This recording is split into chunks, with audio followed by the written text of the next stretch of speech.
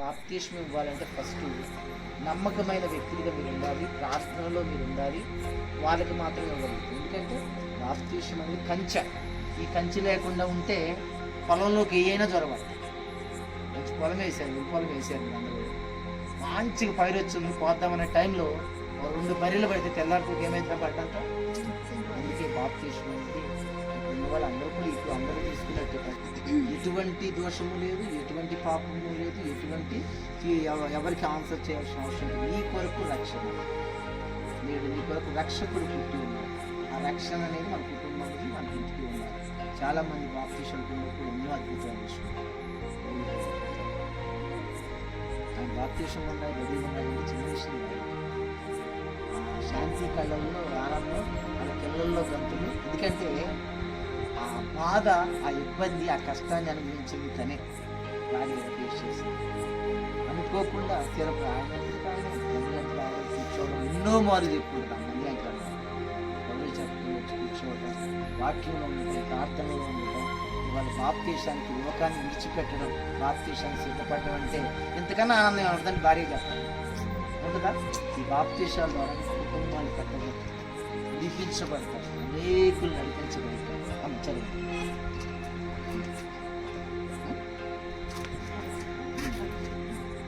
మరియు మీరు సర్వలోకమునకు వెళ్ళి సర్వ సృష్టికి సువార్తను ప్రకటించుడి.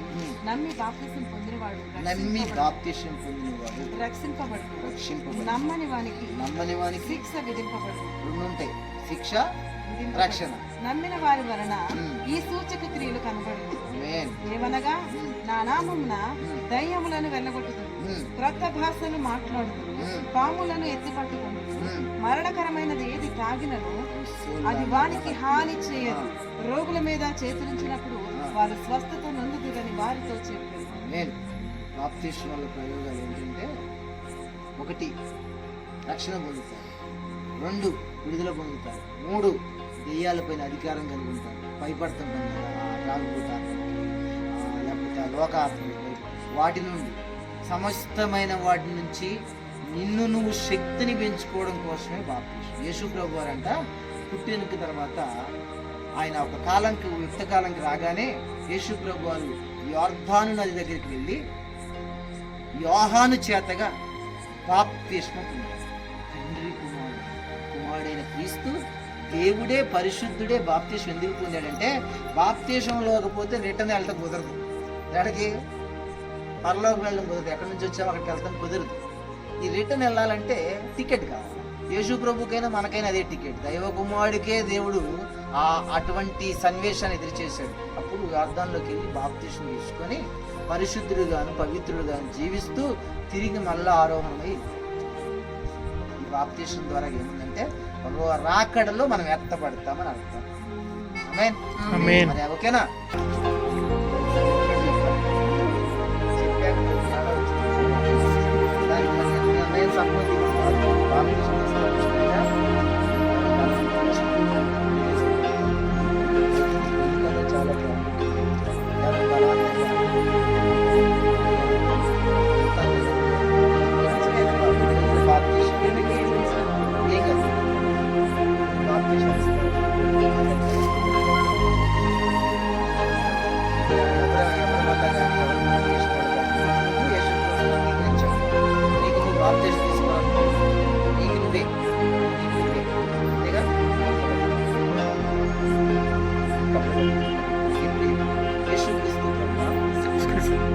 రక్షకుడు నమ్ముచున్నాను. నేను ఇప్పటి వరకు పుట్టిన మొదలుకు ఈ రోజు వరకు నేను తెలిసి తెలియక చేసిన ప్రతి మాటను, చూపును, శాస్త్రము, క్రియలను తెలిసి తెలియక చేసిన ప్రతి పాపము క్షమించమని నన్ను బిడ్డగా యేసు నామములో అడుగుచున్నాను తండ్రి. నీ బిడ్డగా నన్ను ఉంచండి తండ్రి. నీ కృపలో నన్ను ఎత్తండి తండ్రి.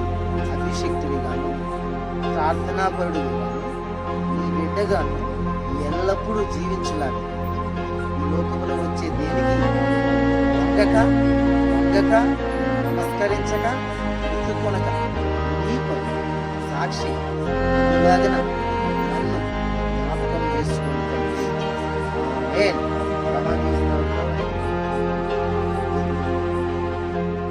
చేశాం ఎన్ని అన్ని రాజేష్ మాస్టర్ దోషం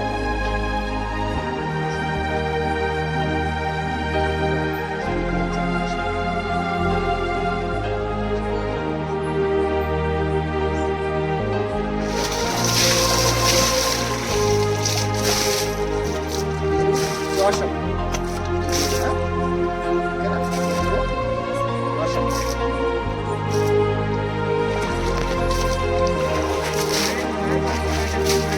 ఏసయ్యా, రక్షించినందుకే కృతజ్ఞతలు తెలియజేస్తూ ఈ రోజు నుంచి సుశీల ద్వారాగా, ఆత్మ ద్వారాగా, పరిశుద్ధత ద్వారా ఈ బిడ్డగా